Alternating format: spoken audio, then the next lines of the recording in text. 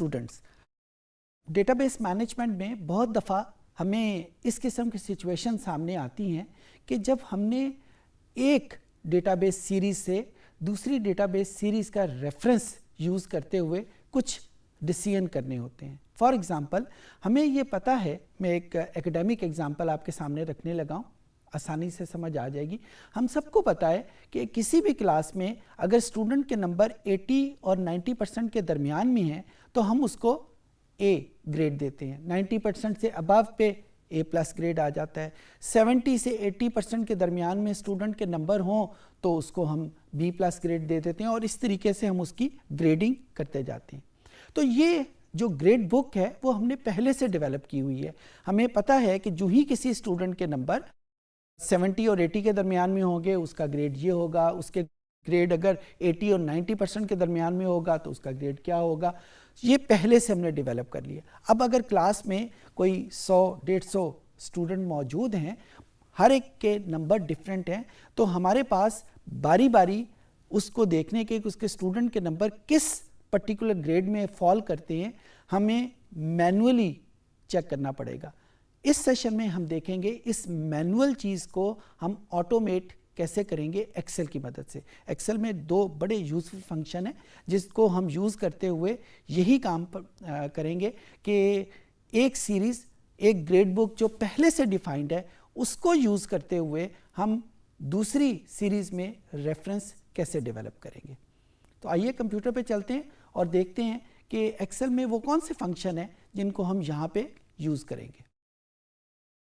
जी student, तो ये वही मेरे पास फाइल है कस्टमर डीबेस, और यहाँ पे मेरे पास एक वेरिएबल है इनकम, और मैं ये चाहता हूँ कि इनकम की जितनी भी वैल्यूज़ हैं उनको मैं किसी 3 या 4 ग्रेड्स में कन्वर्ट करूँ, 3 या 4 क्लासेस में कन्वर्ट करूँ।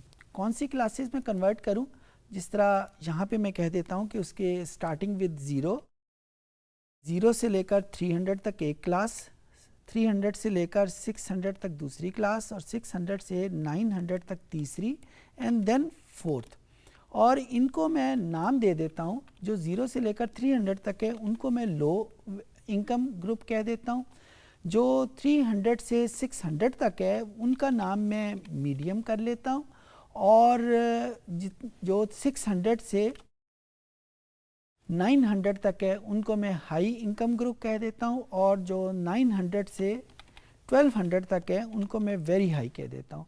ये उसी तरह की क्लासेस हैं जिस तरीके से हम बहुत मुख्तलिफ़ जगहों पे ये चीज़ें मौजूद होती हैं। जिस तरह बिजली के बिल को जब हम देखते हैं तो हमारे जो यूनिट कंज्यूम हुए होते हैं वो भी मुख्तलिफ़ ब्रैकेट्स में कन्वर्ट हुए होते हैं। लो यूजेज होता है, फिर मीडियम यूजेज होता है, फिर वेरी हाई यूजेज होता है।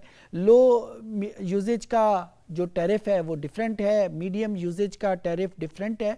तो बिल्कुल उसी तरीके से यहाँ पे मेरे पास जो मुख्तलिफ इनकम वैल्यूज़ हैं, मैं उन वैल्यूज़ को कन्वर्ट कर दिया है इन रेंजेस में, और ये 4 रेंजेस बनी है।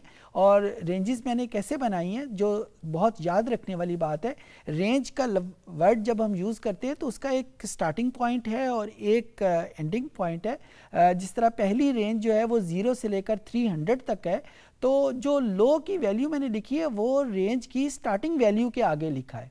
सिमिलरली जो दूसरी रेंज है वो 300 से 600 तक है, तो जो मैंने मीडियम का वर्ड लिखा है वो उसकी स्टार्टिंग वैल्यू के आगे लिखा है।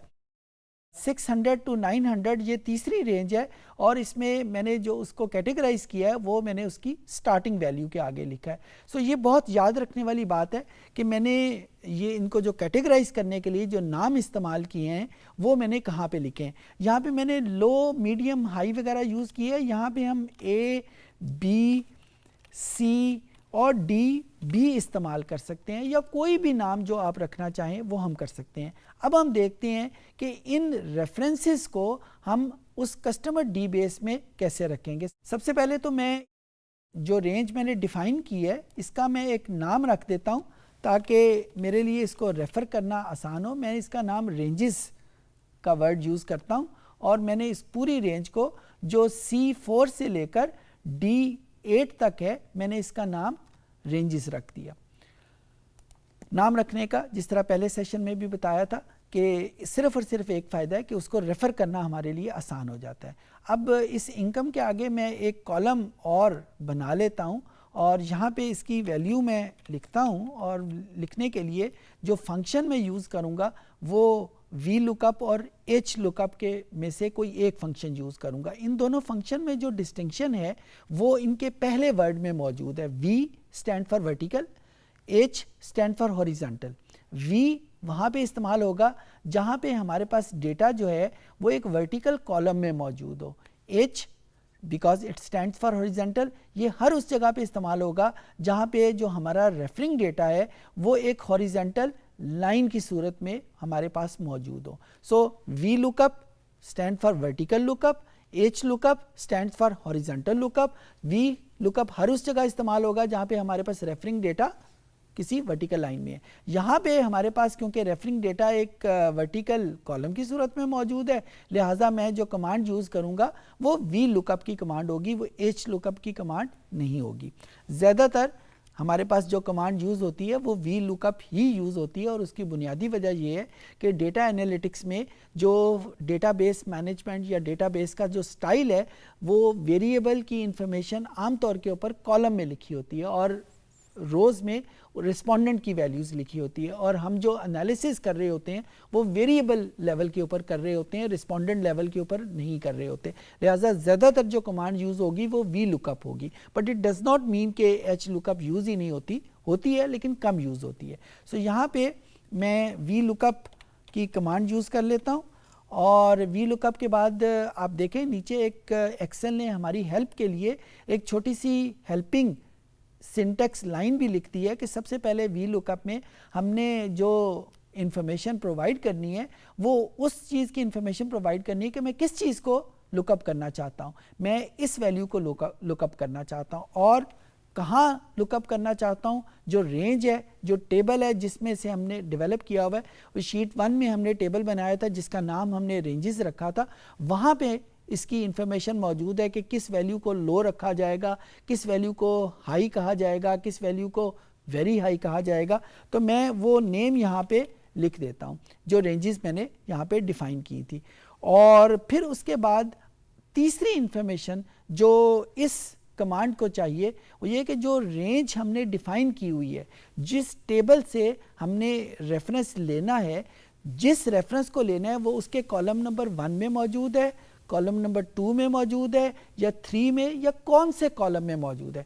अगर आपको उस रेंजेस का याद हो तो उसके फर्स्ट कॉलम में हमारे पास नंबर थे कि जिन रेंजेस कहाँ से शुरू होकर कहाँ तक जा रही हैं, और सेकंड कॉलम में वो लो, मीडियम, हाई या वेरी हाई की वैल्यू लिखी हुई थी जिनको हमने यहाँ पे रेफ़र करना था। तो इसका मतलब है कि जिस वैल्यू को हमने रेफ़र करना है वो सेकंड कॉलम में लिखी हुई है। तो मैंने उस कॉलम का इंडेक्स जो नंबर जो है वो यहाँ पे लिख दिया कि सेकंड कॉलम से हमने उसकी वैल्यू को फेच करना है। तो ये वैल्यू कमांड हमारे पास मुकम्मल हो गई। इसको हम एंटर करेंगे तो उसने ऑटोमेटिकली असेस कर लिया कि ये जो 31 की वैल्यू है ये लो रेंज में आएगी। अगर आप इस रेंज को देखें तो यहाँ पे 0 से लेकर 300 तक जितनी वैल्यूज़ हैं उन सबको हमने नाम क्या दिया हुआ है, लो का।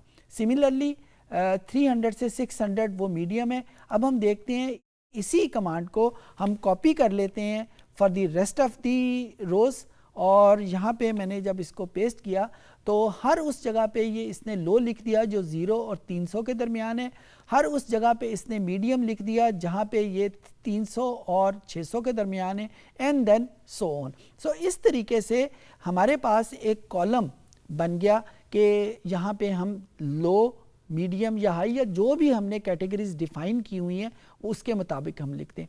इस कमांड का बहुत ज़्यादा यूजेज है। जिस तरीके से अगर हमारे पास एजेस गिवन हो और मैं उन एजेस को कन्वर्ट करना चाहता हूँ कि चाइल्ड, अडल्ट और सीनियर।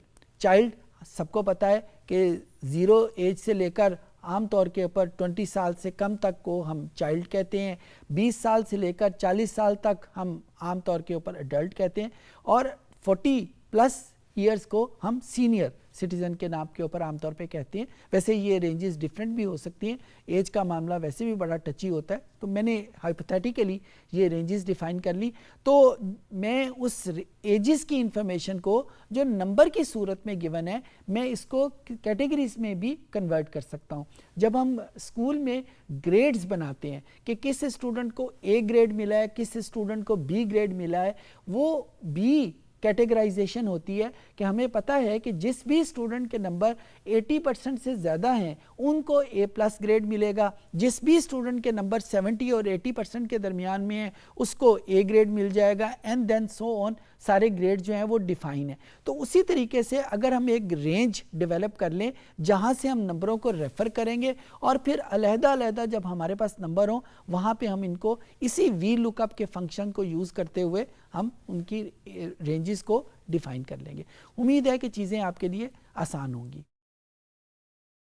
इस सेशन में हमने देखा कि कैसे एक्सेल में हम रेफरेंस यूज़ करते हुए सीरीज़ डेवलप करते हैं। जो फंक्शन हमने सीखे, V lookup, V stand for vertical, और H lookup, H stand for horizontal.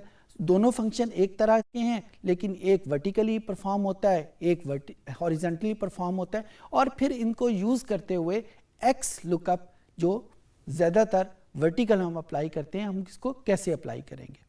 उम्मीद है कि चीज़ें आपको समझ आ गई होंगी।